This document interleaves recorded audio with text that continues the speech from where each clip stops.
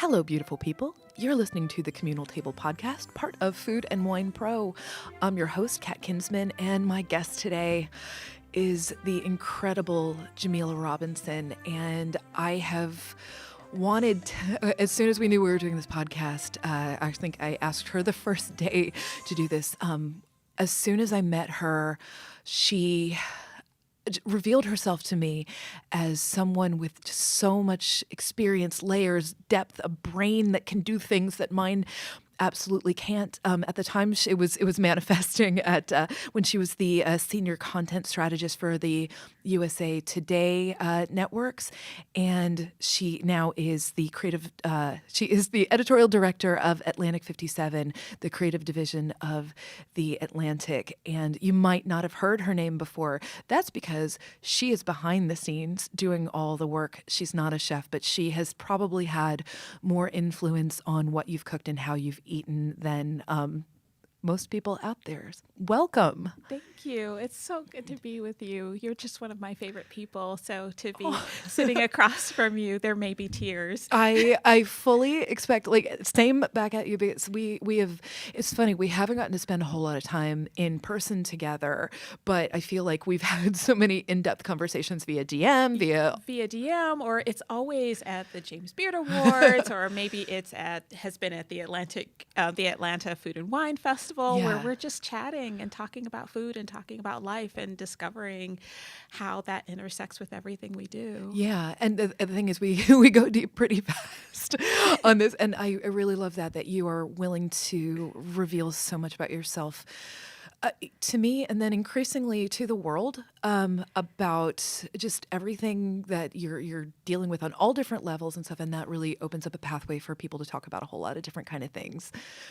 So let's, there are so many places we could begin, but let's talk about your time with USA Today and what you're doing and how you influence food culture there. Sure. So my time at the USA Today Network, hi everybody, as a senior content strategist, and a lot of people try to figure out what does that mean. And there's an intersection of how we take content and we send it to other places. So how do we think about not only the key topics that we want to cover, but also how our audiences experience that information? So being able to figure out, is that on Instagram? Is that on WhatsApp? Is that on Snapchat? Is it in video? Is it on OTT podcasts or podcasts? Thinking about how we take our content and take the stories that we develop and build them and take them to other places, bring them to audiences, whether that might be a live event, and developing that in the story inception. So thinking about, we want to write about food. Well, what does that mean? Does that mean we're going to be writing about it from the environment, from an environmental standpoint? So we need to go and do environmental forums on policy, or are we going to be doing hands and pans video? Right. And we need to build a studio so that we can show people how to do that. And we know that audiences may just want to watch those videos. They may not want to create those recipes. But then from another standpoint, well, what are people cooking? What are the trends? And then how do we not only teach people how to do that, show them in compelling ways and tell them beautiful stories, and also amplify the reporters, the chefs, who create all of this for us and bring that into one place. So at the USA Today Network, a lot of my work had to do with our wine and food experiences, which were in 12 markets, but also aligning what the reporters were doing. So Mark Kurlianchik in Detroit, who's a great restaurant critic there, Liz Barrow in Indianapolis, Deborah Britz in Phoenix, bridging all of that content to amplify what we were doing with our events and how that aligns with what the newspapers were doing and what kinds of stories we presented. So let's talk about the reach of that. I mean, that's so many publications. How many sort of end viewers, readers, whatever is that? So you're talking about 109 markets, including USA Today. And then also the larger audience of 100 million viewers and subscribers across the country. Right. And so if you take one piece of like how we experience food, and most people experience food by going to restaurants. So and we talk a lot about at the USA Today Network about being able to work with communities. Well, there is no broader or more important community than the restaurant community. Yeah. How we eat, where we go, All where you different take your levels of it. your kids, all different levels. That's the center of community from my perspective. So being able to tell stories about communities means telling stories about restaurants and telling stories about how people experience food. So that means bridging all of those reporters, Yes. giving them the resources that they need. I worked very closely with the Gannett, New Jersey team, which is 7 newspapers. So, and then newspapers are always shrinking resources. So Yes, absolutely. I think everyone's shrinking resources all the time. We keep getting smaller. Right. But what we were able to do with those 7 newspapers with a very, very small team was tell restaurant stories about the 51 restaurants you absolutely have to go to in New Jersey. And it tells a story not only about restaurants and chefs, but towns and culture, ethnicities, inclusion, all of those things come together. And we told it in different ways, not only for our print subscribers, but for people who come to us on video, for people who come to us on social platforms. Being able to bridge all of those things and tell all of those stories, you can do all of that through restaurants. And this is amazing. So you were able to have a lot of effect on the narrative around restaurants. What restaurants were deemed worthy of coverage? And I think that absolutely. And I think we have to sometimes, especially in media, we drill down to what are the best restaurants. I'm doing air quotes that folks who are listening can't see. Yeah. What are the best restaurants? I think it's more important to think about the restaurants that matter. Yes. Let's talk about what does that mean to you? What does matter mean? It could be a place like Ekiban in Baltimore that has these beautiful steamed buns with a fried chicken thigh. Baltimore is such a great. I went to school in Baltimore, so I have a particular love for it. Baltimore is just a great food city. Yeah. But it tells this cultural story. I think restaurants that matter tell a story. They give you a sense of place. They tell you not only about the chef and the story that the chef wants to convey, but also stories about neighborhoods. A restaurant that matters can be a tiny place that just has good shrimp and grits. Yes. Or it might be a place where you really only go to get a French 75. You just went straight to my heart, obviously. But if that is a gathering place, right? Yeah. And that conviviality speaks to the town, the city, the neighborhood, I think that's a restaurant that matters. It can be a place that has history, or it could be something new that makes people think about, like Ekiban, that how cultures come together and they breathe new life into dishes because of the cultural background of the person who's presenting it. That's something that matters. I think that how we think about which restaurants can not only be the ones that have huge amounts of financial backing. Right. A restaurant a that PR team or an incredible PR team and investors and huge resources, it can be a place that where you just go and get a beautiful croissant. One of my favorite restaurants is called Maketo in Washington D.C. And you live in Washington. And I live in Washington, and it's Cambodian and fusiony, but. Sometimes I just like to go get a croissant there. To me, it's a restaurant that matters, not only because it's trendy and I think it's one of the best restaurants in Washington, but also because it's a gathering place. It's in a neighborhood that has changed but still has a cultural importance even through gentrification. It's one of the restaurants that came first and has built up its clientele, but is a center of the neighborhood. A restaurant that matters can be a place that's going to anchor retail. Yes. We think a lot about starting a new restaurant, but as a lot of big retailers are closing, that center now is a restaurant. People may not, if there's a multi-million-dollar development, they may not be able to buy a luxury scarf, but they might eat at the Shake Shack. Yes. We're seeing, I'm curious about your feelings. Hudson Yards just happened, and it's a playground for really quite wealthy people. And there's a Shake Shack there. There's very expensive ice cream, like Hype Beast ice cream that is happening. Well, and I think that there's the thing is that there's a place for everything. Yeah. And there's a place for the Shake Shack. There's a place for the specialty ice cream. And that the thing is that we want to bring people together. Yeah. And I don't think it's always a good idea to think, oh, well, that's too fancy, or Yes. that's too, or it is removed from people, because we need people. We need tourists. Yeah. we need that. So we don't want to alienate those people. And so I think as journalists, being able to tell people, or to be able to tell our audiences how you can experience this in a way that feels comfortable to you. Some people are going to be able to buy everything that they want there. But being able to make sure we address like different kinds of communities. This is a great place for ice cream. Take a date there.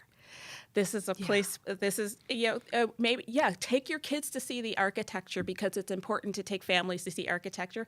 You can take them to the Shake Shack.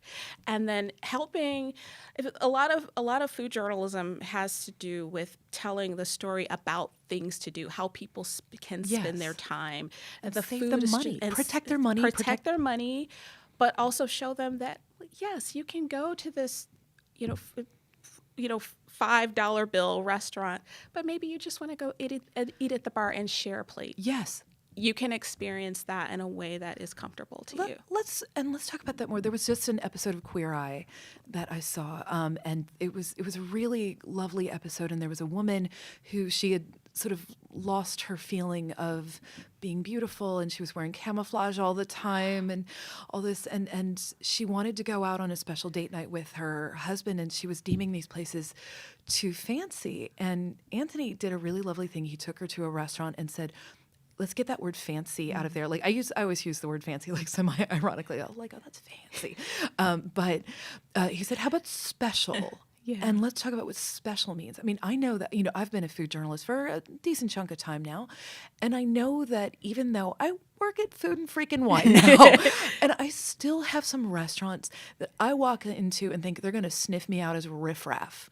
And I think if I am having that barrier to entry, then how must other people be feeling like that? And I always try to put myself in other people's shoes, and make them feel comfortable. I know that there's a restaurant, La Grenouille, that, it's fussy old fancy French. And, and I love it. But I know that I went with a friend of mine, who was just intimidated from the get-go and had sort of an awful experience because she was visiting it with her own discomfort, and so it colored the whole sort of thing. And I just wanted to be like, I don't know, it was just such an upsetting thing to me to see her feel so displaced. I totally understood it.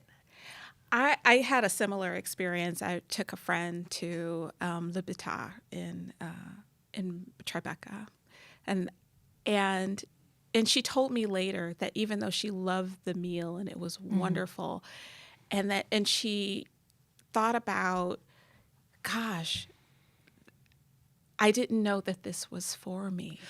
And I think I bring a little bit of that to how I approach strategy, dining strategy, is not removing people from what is possible for the idea of what restaurant is for me, because I think everything is for everybody. Yes. And I love a fancy restaurant. I love a 5-star restaurant, but I am not above Popeye's chicken. No one should be. Every chef I know loves Popeyes. They do not think they can make better fried chicken than Popeyes. I can't. I don't cook meat at home a whole lot, and I certainly cannot fry chicken. But just circling back, that sense of intimidation. Yes. I like to peel that back, especially in with how I work with reporters. Not only tell me about the ambiance and the design and the plates, but breaking down the language so that it feels accessible. Accessibility should not be a dirty word. Yeah.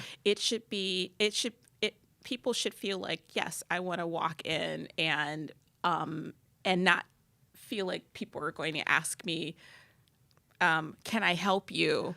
And not, do you have a reservation? It should be welcome. Welcome. Welcome. I'm glad to see you. I'm happy to be here. Okay, so let's unpack the experience then. You said you took your friend to Batard, and we were sort of off camera talking about the fact that, I happen to know the front of house person there he's my brother. He is family to me. He and his wife are family to me. And I always say the reason that his hospitality is so good, even though he was, John Winterman was the maitre d' at Danielle for a very long time and at all of Danielle Balut's restaurants, and worked for Charlie Trotter and Gary Danko and stuff. He never forgets he's from Indiana. Yeah. And we were talking off camera about how every time I go to Batard, because I like to take friends there, it's sort of that makes the me so place happy. that I like to take people for their birthday. It's always welcome back, and I'm so glad to see you again. And then my friends feel so special there, and a friend of mine who maybe 10 years ago wouldn't have felt as if a restaurant like that was for her, can walk in and not only feel welcome, but think, yes, I should absolutely treat myself to dinner here. Yes. Every time I come to New York, absolutely, I deserve that. That's special. That's going to be the thing that I do for myself. And I think that that's something that food can bring us, this bit of joy. Yeah. Even if you save all your money and you only go once a year, that's the time that you go. It's so important. And I think for all different ways of feeling comfortable, I so vividly remember. So my mother's disabled and has a lot of physical problems, and my parents were coming to my my senior or my grad school thesis show upstate, and they had wanted to stay at this particular place. They'd been so excited about it, and they have a dress code for the dining room. But my mother, that she can't really much walk anymore, but at the time she was having to wear athletic shoes. And so, because that was what was comfortable for her. And my dad said ahead of time, like, hey, look, my wife has these mobility issues. She's going to have to wear that. And they said, well, she can eat in her room.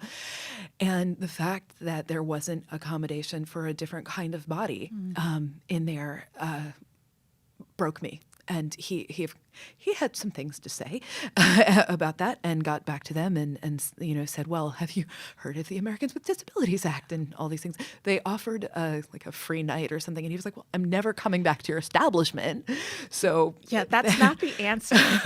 And they said they were training their staff after that. Fair enough. But I think as we as journalists ideally empower people to go out to restaurants more and say, this is for you. This is, people from your community. The people who work at restaurants are not fancy people. Absolutely. And I think that's something that we have to remember as we think about equity and inclusion. Mm-hmm. One of my favorite places in Washington is a Starbucks. It's the Signing Starbucks. Oh, tell me why this is. So I live in a neighborhood that has a huge deaf population because of Gallaudet University, which is essentially like the Harvard for deaf and hearing impaired people.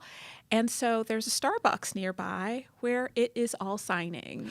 Oh, I've read about this. I think at Extra Crispy we did a story about this. It is one of my favorite places because it challenges the ideas of equity and inclusion and challenges people in the neighborhood to learn a little bit of ASL. So so it's not just about the coffee. It's about living in a community where that a lot of people cannot hear you. Right. And so how you react to people if they don't say good morning, it may be not because they're rude, it may be because they can't hear you. Right. And that location, I think, has brought so much to our community because not only does it serve part of our community, but it makes our community so much more inclusive. Yeah. And I think that that's important as we think about how, especially as journalists, how do we include people? How do we think about language equity? Are we presenting our information in ways that's accessible, not just by platform, but by different kinds of people? And are we taking that information to communities that may not have a relationship with us? And so I think about some of my work at the USA Today Network really made me think about, we have a huge changing demographic population, and we have to start now thinking about how are we going to serve communities that are going to be non-white by 2043, I think is the year. Yes. And it's happening very, very fast. And as media organizations have to be more inclusive, whether that is in language or ethnicity or Hiring, race, color, clearly. gender. And our hiring, we've got some so much some work to do. to do.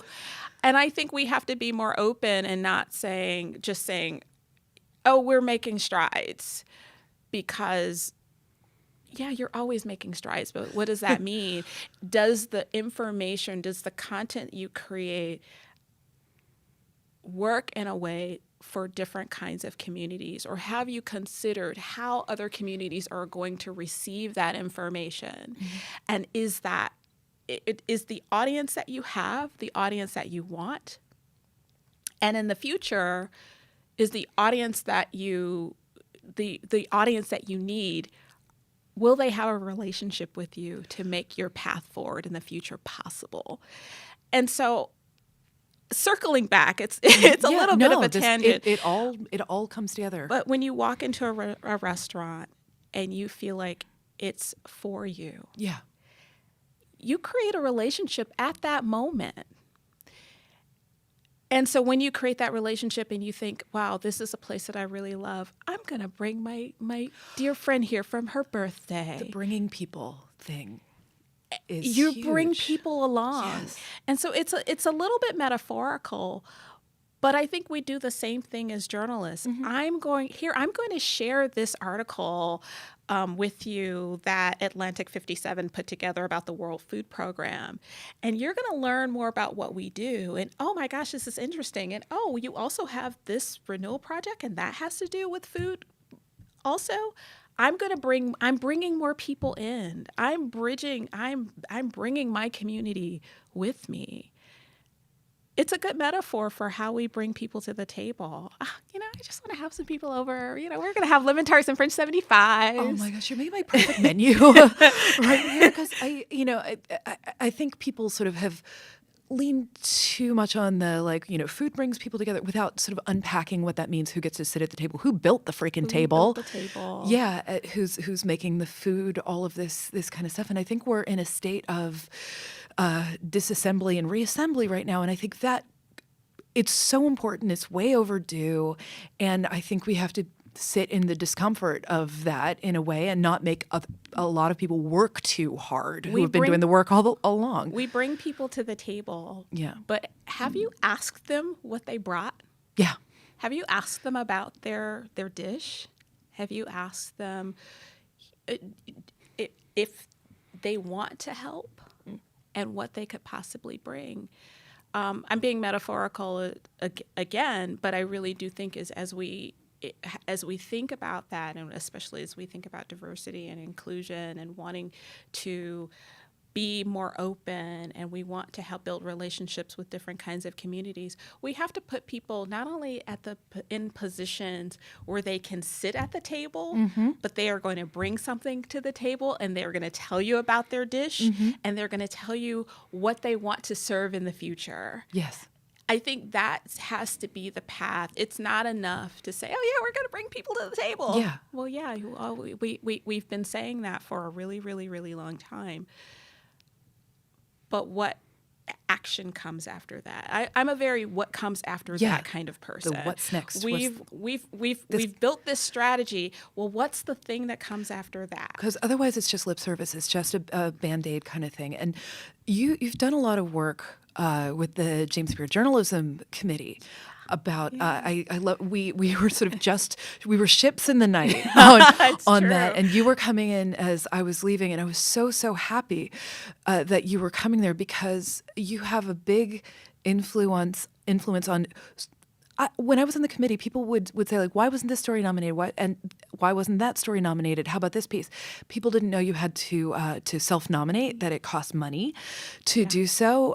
They sort of thought that it was a mysterious process that we were trying to make more transparent, and often failed at the fact that stuff has to be nominated, that you have to make certain dates for it. There are certain criteria for inclusion, that it costs a fair amount of money toward it. So there would be people who had great stories to tell who just didn't know the process of it, and had to suffer from the expense of it, and also didn't know that they were welcome. And that was a big failing on the part of the committee that we're trying to do. But you talk about what you have done since you've gotten there, because it's changed in some really meaningful ways. Sure. So I've been on the journalism committee for 2 years now, and I had been associated with the James Beard Foundation in a number of ways, from being nominated for awards and had teams who had won awards. But more broadly, being on the committee is the seat at the table. Yeah. It's not only having influence over the criteria of the awards, but it's also thinking about, well, how can we be more equitable? Mm-hmm. This year, and the nominees for the journalism and the media awards will be announced on March 27th. But this year, we had a period of 2 weeks where we waived the fees for first-time entries. So not only could people self-nominate, and maybe they had a story that that they thought, I really believe in this, and boy, it was shared thousands of times on social. And being able to open that door for people and say, well, I know you're a freelancer and you probably don't make a lot of money, and perhaps you didn't earn a lot of money for this story. We're going to make it possible for that, so that you can nominate and bring you into the organization. And I think that that's really important.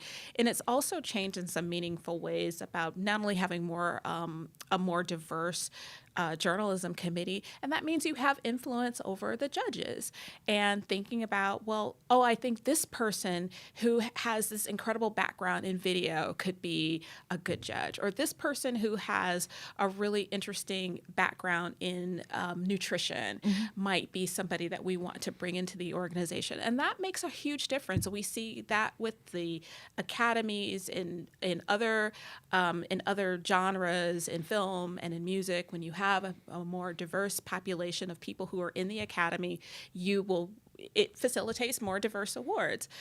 It's not rocket science.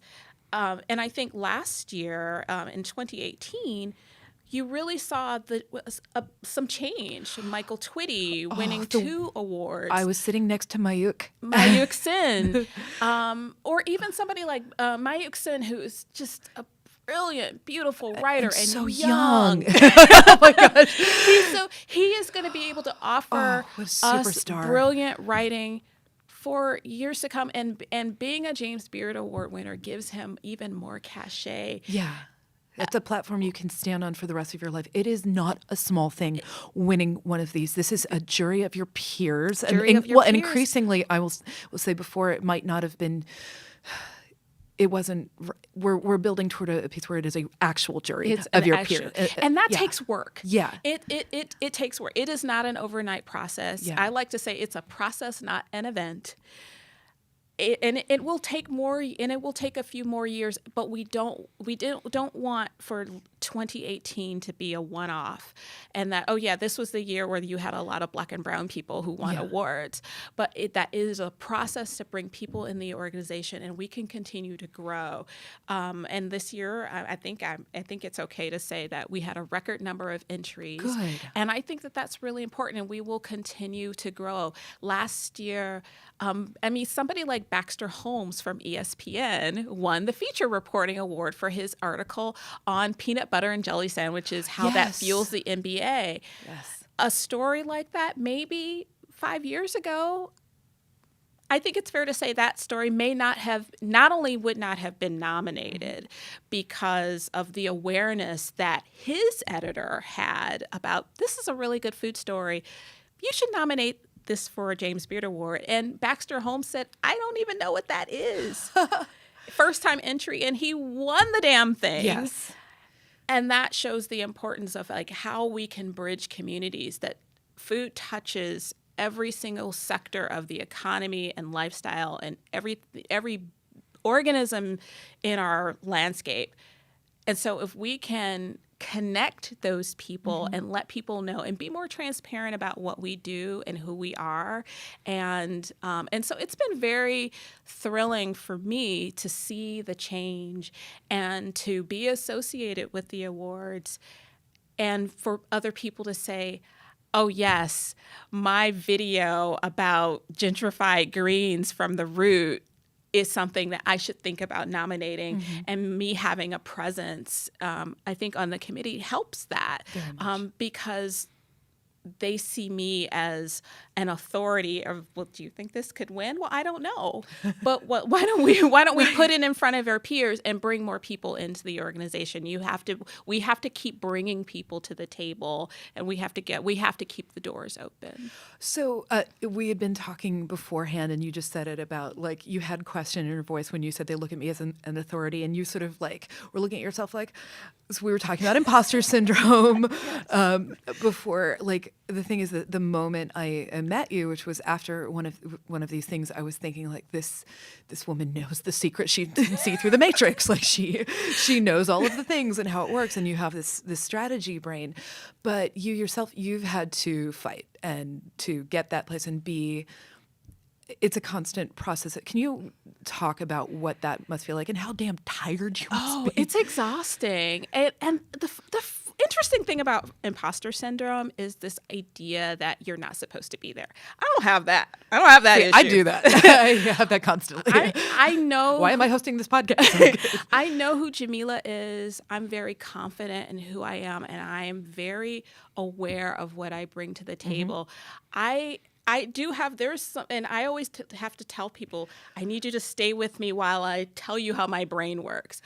I have an ability to see through lines in ways that I think really, it sets me apart from other editors. It's really amazing because I remember we were walking to this party and I forget the specificity of like what we were talking about, but you were playing like 10-dimensional chess with this thing, and I was just thinking I just wanted to crawl in there and understand sort of how the dimensionality of how you approach these things. It's almost as if finding my brain kind of works in like, I'd like to think of everything as a wheel, and if our content is the wheel, what are the spokes that come out of that, and then how do we keep that wheel turning and adding more spokes? So that's sort of like the electricity of my brain. But I'm also an introvert. And I fight that too. I'm constantly fighting with my introvert. I'm an ambivert, so I sort of jazz up for things like this, and then I go home and like have to sit in the dark for a while. Yeah, I have to sit in the dark, and sometimes, and I need a extraordinary amount of solitude. Same. Because my brain is always working, and sometimes I need to turn it off a little bit. The problem with that, and where the imposter syndrome comes in, is that I know who I am, but getting other people to see it and get that buy-in of me coming into a room and say, okay, I got this idea. And it's all formed in my head. And I know exactly how it's going to work and the resources I need and the people and the platforms. It's harder showing other people how that process works, and then getting other people to believe in you. Is that because they're not used to hearing this from somebody with your face? I think that's fair. I think I don't know that for sure, but it's something that comes into my brain. Like, oh, who does this little black girl think she is? If only they freaking knew who you were and how lucky they are to be in your presence. I mean, fortunately, I have been surrounded by incredible people who believed in me. Yeah. Whether that was the late great Bob Magruder, who was the managing editor of the Detroit Free Press, who said, Tell me about him. Oh, was just a light, and he was the person. He walked the walk on diversity. He was somebody who said, oh, well, if we don't have enough Black journalists, we're just going to grow some, whether that was in college or making sure that people had access to. That's amazing. Had access to internships and made the Free Press available to. I grew up in Detroit, and I didn't know that. And so the Detroit Free Press high school journalism program, of which people Jamel Hill is also an alumni, and John Elijon at the New York Times. And gosh, I didn't expect to be talking about Bob Magruder because it's. And he hasn't been with us for a really, really long time, but I think about him all the time. And I think about how he said to me when I was in college, this work is going to require a lot of sacrifices on your behalf, but it's a great place to be in. Just believe in, you've got the talent, you just believe in it. And the other thing, and I talk about this all the time, he said to me, it's the thing I think about, and whenever I'm teaching or working with students, he said, opportunity doesn't knock on your personal timeline. Oh. You have to be ready, even if you don't think you are. And it's something that I've always carried with me when I've seen something in front of me, and I think about, well, I don't know. And I hear his voice saying in the background, opportunity doesn't knock on your personal timeline. Thinking of it like, and that's a kind of imposter syndrome. Oh, I don't know if I'm ready for this. We as women do that? Yep, we do that. I'm not ready. I think like the job I currently have, I wouldn't. It came about in a sort of strange way because I was coming from within the company. I'd already been working with food and wine, and they kind of created a position for me because the publication I was working for was going a different way. If I had seen it, I wouldn't have applied for it because I wouldn't think I was qualified. And I was so lucky to have people who could sort of pull the threads of the things I do and make something that was right for me that I could serve in. But I have, so much of that thing that if I had seen the description of it, I would think I'm not qualified for that. I haven't done print before. I had digital pretty down pat. I thought like podcasts, I thought I can talk to people, but print, like, no. And I would think like, why would anybody want me to do this? And it was sort of like I had to say yes and jump into the abyss. Imagine what it's like if we could say yes to everything, where we could start checking off that. And sometimes it's just a matter of knowing the right lingo and being able, I always like to think about being able to talk. It's almost like talking in another language with no accent. Content strategist, what does that even mean? I'm a journalist who helps people figure out what platforms they need to use. Yeah. And to me, it's very simple, but some of the language we use can become so intimidating, especially women and people of color, where you think, I don't know if I could do that. Or Chad would do it. And Chad would probably feel totally fine, like, oh yeah, I'll figure it out. And we don't allow ourselves the ability, the time and the space to say, oh yeah, I'm 90% there. I can figure this other stuff out. Or these are the things I absolutely don't want to do. So I'm going to do this much bigger thing over here because I don't really want to figure that. And I was like, that sounds like nonsense. I think we don't allow like our brains to think about what's the biggest thing that we can do, what's the biggest thing that we can offer, and all the little things that the checklist and the job description. Being able to think about how you want to carry media forward is a much bigger thing than just checking the box and saying, oh, can I do a social media strategy? Distribution channels. Yeah. I always say there's lots of you can learn. Like there's some things that you have, and there are things that can be taught. And and if you're you have employers or whatever who see that thing, that light, that thing that you can do, you can figure out some of the other stuff. You can learn, or you can create it. Think about it. A lot of the jobs that exist now in media didn't exist 5 years ago. Absolutely. Social media strategist, social media manager, that job literally did not exist. Yeah. And so we call them different things, but really that's about delivery. Is how do you get this piece of information to people? And so, a podcast, I want to sit and talk to people. I want to create a show. OTT, over the top streaming.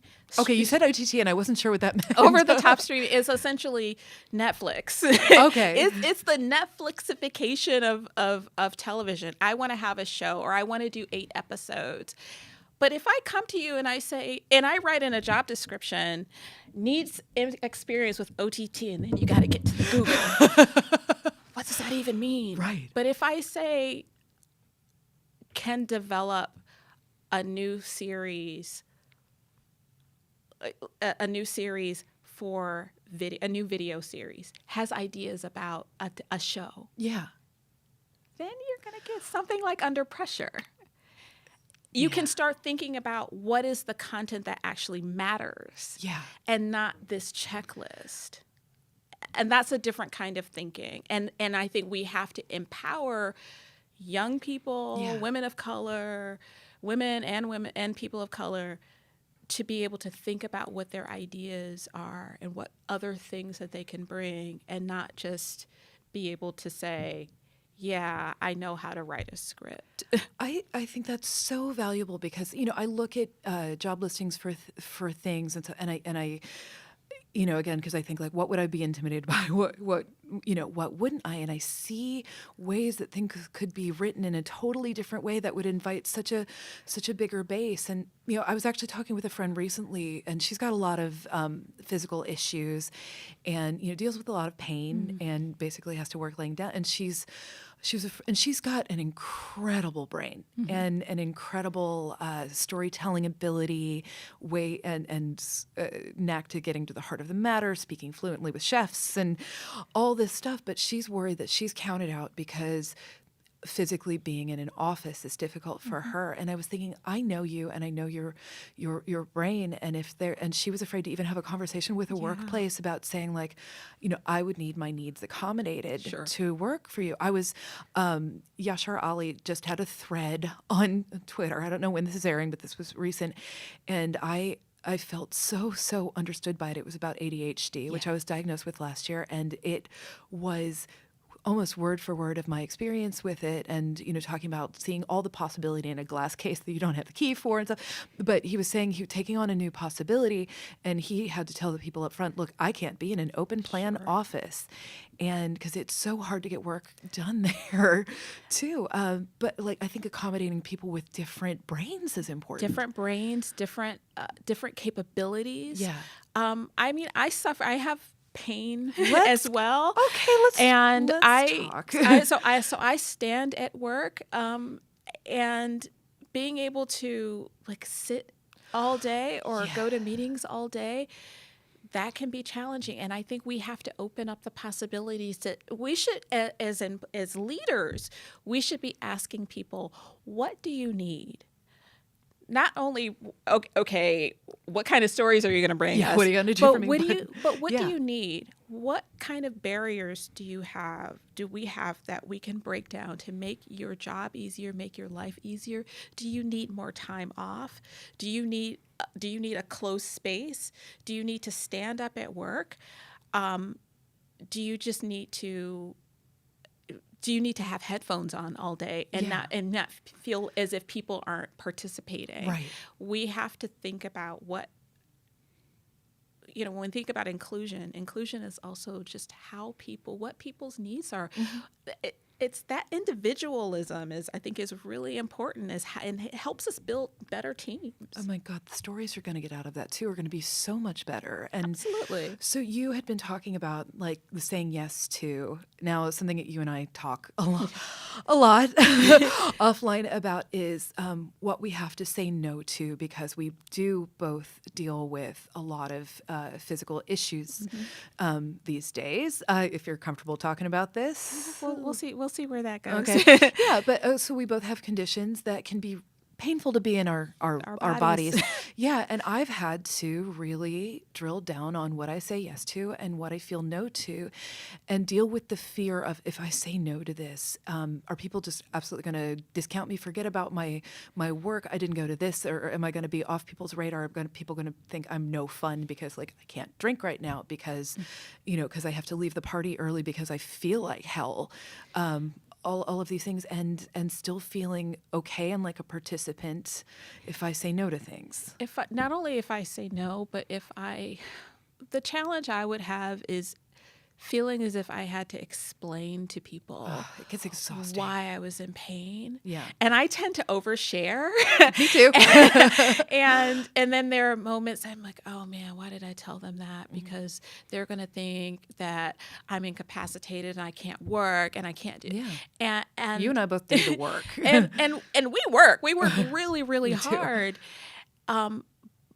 But I found that by not telling people that I was in pain all the time, it put me at a disadvantage, because if I just didn't want to be bothered or people got on my nerves, it was because I was in excruciating pain. And until I had surgery and I had some other things happen, that I was able to manage that.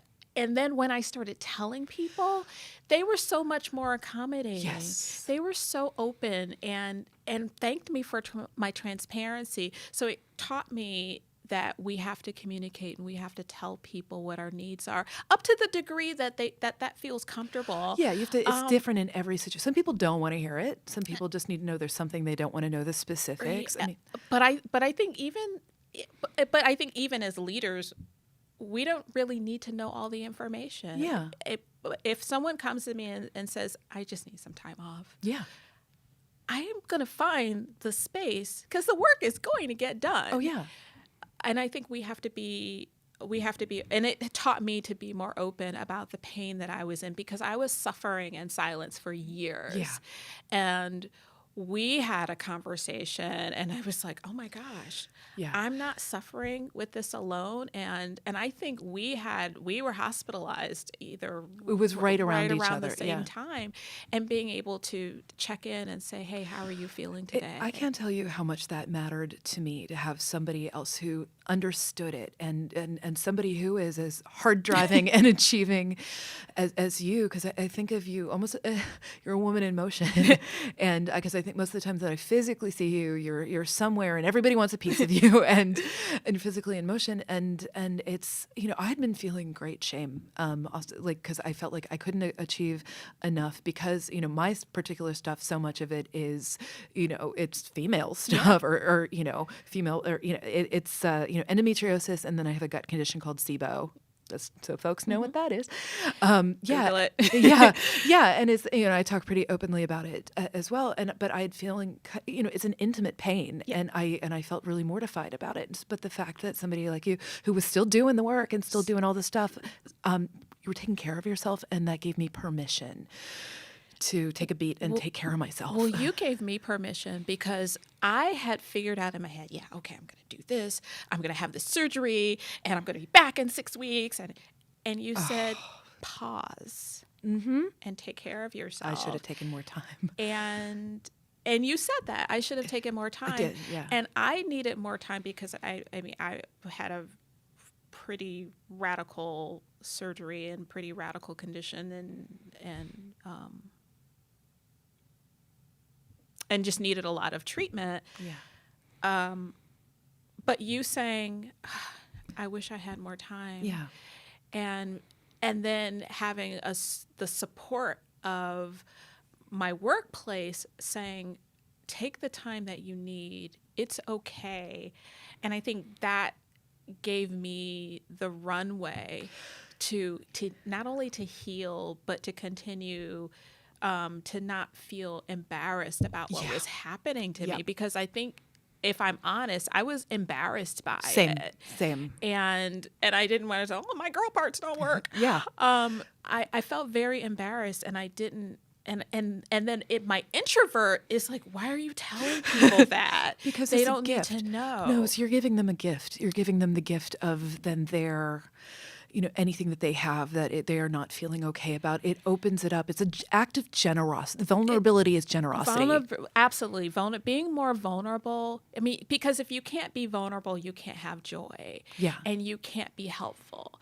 And then I found that when people found out what happened to me, I was able to arm them with information that they wouldn't have had. Like, oh, if you want to have this procedure, you need to be sedated for it. Don't let them tell you that it's going to be uncomfortable. No, it's awful. And if men had to have it, they would put them under. Oh, absolutely. Yeah. and being able to be more open about not only my condition, but the recovery process. It's and then the part of getting back to work, because that was really all I wanted. I wanted to get back to work. I wanted to be taken seriously. It's a self-worth thing. I wanted to feel like I was doing something when my doctors are like, no, sit down.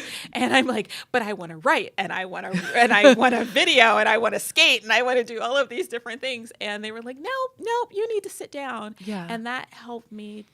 That time gave me time to get my head back into a space where I could be more productive, and I could be a better journalist. I could be a better leader because I had that time in that space. Oh, it's so true. I had a friend who had a freak accident. A hot tub cover blew off a roof and smashed her into the sidewalk. Like, sorry to freak everybody out, but that's what happened. Broke her arm, like all this stuff. And she had to have surgery within a couple of days, and she tried to go back to work like the next week. Why are you doing that? Yeah. And she left like halfway. She was like, I'm the boss, I need to do this. And they're all like, go home. And that was a great present from the boss to say, like, go home. And she told me, take the time to do it. And I didn't take enough. I should have listened to her even more. I should have taken a few more weeks. The thing that brought me joy was seeing a video of you skating. So you're a figure skater. I try to be. Yeah, you have a long history in being a figure skater. And you're back skating. I'm back skating. Also teaching Learn to Skate periodically. Hello, Fort DuPont. Hope you're listening. That is something that brings me joy. I don't want to run or lift heavy things, but figure skating is something. It was a gift that I gave to myself when I was 25, which was kind of a long time ago, and because I wanted to learn how to skate backward. I watched Michelle Kwan, and I wanted to be her. She's the skater who got me off the couch and onto the ice, because I was like, oh, I've skated my whole life. I would like to go backward. And I love it. Decided I would take lessons, and I just fell in love with it. And once I learned to skate backward, then I learned all the turns, then I learned the jumps, and I started competing. And it's amazing. And now that's something that I like to share with other people, that if you can walk, you can skate. And it's also kind of metaphorical about life. If you fall down, you get up. You get up and you keep going. That's like the best lesson, I think, for anything in skating and in life. If you fall down, you get up. You keep yourself centered. If you want to move quickly, you have to stay centered. And that's something I like to share with other people. I prefer teaching primarily adults, because, when you're 6, your parents are going to... You're made of elastic. You're made of elastic. Your parents are going to do it. But then when I tell people that, oh yeah, I'm still out here trying to get my axle back, and I'm, running into the walls, and I can't see as well as I used to. So sometimes I hit the wall on a let's jump. And Adam Rippon has a much better layback than I'm ever going to have. And I want to be him. He was here one day, and I almost freaked I out. would have lost my mind. I was like, "Can you teach me how to get into a good layback?" But it brings me a lot of joy, not only to see that feeling of flying, that feeling of flight, but when you teach someone else to do it and that they learn that, wait a minute, this is not that hard. And if I just add another layer onto it, and I turn my fingers in the right way, it really looks like I'm doing something. Yeah. I think that adds so much joy to people's lives. It's sort of like when you cook, when you make something and you sprinkle some parsley over the dish and it just brightens it up. Or if you bake a cake and you tap a little bit of confectioner's sugar over the top of a pound cake, like suddenly it just feels so much more special. That's kind of what skating does for me when I see other people and when I tell them, no, you don't need the rail, and just put your hands out to the sides and think about putting some pressure and bend down, stand up, step, glide. And then they realize that, oh, wait a minute, this is actually easy. And then they're off and skating.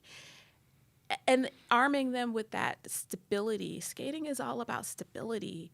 And I think it's a good metaphor for journalism. You want to arm journalists with tools so that they can keep telling stories. When I teach skating, I'd like to arm people just with the tools of how to use their edges so they can just keep skating. Even if you never take another lesson, even if you never learn to do back crossovers, being able to just get yourself off the sides of the barrier and into the center of the rink and stand up and keep your head up, that's also a good thing. You have to keep your eyes in front of you. These are lessons that are work in skating and journalism and food and in life. Oh my God, that is so perfect. I'm getting the wrap it up signal from, I think that is a perfect note for that. So I have some questions for you that I ask everybody. So you're actually the first person who I've interviewed since the podcast aired, so you know some of the questions. So this is the first time. But because you put so much of yourself into nurturing other people and bringing up young journalists and stuff, you get to I want to ask you, what is the selfish thing you want for yourself? And I want you to say it out loud to the universe so they can get it too. This is, I always say, the sort of Oprah, the secret question. What's the thing you want for you? The thing I want for Jamila is to keep doing work that she's passionate about. Food is something I'm extraordinarily passionate about because it's not really about the food. It's about life. It's about culture. And I want to continue to tell stories and to help people tell stories about food, life, and culture. It's everything. Recipes are everything. It's the thing I want to continue to have that joy in my life. That is so lovely. We have the speed round now. Okay. What's your comfort food? Lemon tarts. From anywhere in particular, or you make them? I make them. Is there a recipe that people could find from you? Or? I make a very basic lemon tart. I could. Why don't I share it on my Twitter profile, which is @Jamila Robinson. It's a very basic. I mean, three quarter cups of lemon, 3/4 cups of sugar, 6 tablespoons of butter. For 2 eggs, 2 egg yolks. That's tart shell. I want it right now. Oh my God. Put a little meringue on top. Oh, that's so perfect. What is the last meal that you had that made you emotional? The meal that always makes me emotional is whenever I have duck confit. Ooh, is there a particular place that you had it that made you? That's something I actually cook at home. Oh, I make duck confit at home. It's something when I think about. Like it's kind of almost like a love story. My relationship with duck confit. I'll leave it at that. Pitch me that story, please. I will pitch you that story. I will pitch you that story. Because that sounds. I feel like that's going to be a banger. It's going to be really great. What is the last meal that someone cooked for you, not in a restaurant? Oh my gosh, my cousin Nichelle made Thanksgiving dinner, and that's always a meal that I always had to cook, and not Thanksgiving dinner, Christmas dinner, and she's an amazing cook and a really, really good baker. And What it did was she actually make? kind of just all of the basic stuff. It was turkey and dressing and all of that kind of like celebration food. Yeah. But it was really nice not having to do it. That's so great. And I always think about like thinking I need to participate in it, but that's a great thing about family is when people cook things for you. That's so nice. Yeah. So what living musician would you want to cook for, and what would you cook for them? This is another thing we're putting it out to the universe. So this person hears it and you get to cook for them. Oh my gosh. I think so. Seal is my favorite musician, probably favorite singer. And I would cook something that so my favorite song of his is Future Love Paradise. And it goes, but if only you could see them with nope on their faces. Blah, blah. I would probably cook something like, oh my gosh, I'm thinking about all of these different dishes that I could make. I would probably make something that's like a pasta, like a fresh pasta, maybe a cacio e pepe, something simple, because I think his voice he doesn't do a lot of ornamentation. It's very simple. He just sings the song. And there is something about cacio e pepe that is like, it's a perfect dish. It's the perfect dish because it's so simple and it's so straightforward and it's so wonderful and luscious. And I think of that's the thing I think of when I think of his voice. And Parpadelli, of course. Dear Seal, Jamila would like to cook for you. Yes. I hope this happens. I hope it does too. Wow, that's a great question. Wouldn't that be that would be so fun? And last question: you have 5 uninterrupted minutes for self-care. What do you do? Oh, I get my nails done. Oh, That is my thing. Manicure, pedicure. That is even if it's, sometimes I like to just go and have the polish changed because it's someone taking care of my hands and making sure they're neat. I used to be a nail biter. That was how I processed my anxiety was by chewing my nails. And that has not only helped me break that habit, but is also my self-care. I love that. Oh my gosh. Thank you. Thank you. Oh my gosh. It's such a joy to be here with you. I could go on for like 5 more hours with it. And I think you and I are due for lemon tarts and French 75. Lemon tarts and French 75s anytime. I think when this airs, we need to be I think that's a great idea. Oh my gosh. Thank you so much today to our guest, Jamila Robinson. You can find her on all the socials at Jamila Robinson. You can see her work through the filter of Atlantic 57 and just all over the place. Get to know this woman. And thank you to our producers, Jennifer Martinick, Alicia Cabral, and Amy Frank. Thanks to Douglas Wagner for our delightful theme song. If you like what you heard, please tell a friend, write a review, or rate us. If there's something you would like us to talk about or a guest you'd like to hear more from, please let us know. And you can find me on Twitter at kittenwithawhip. Find out more about the show and catch up on all the episodes at foodandwine.com, Food and Wine's YouTube page, and all the platforms. Thanks for listening and take good care of yourself until the next time.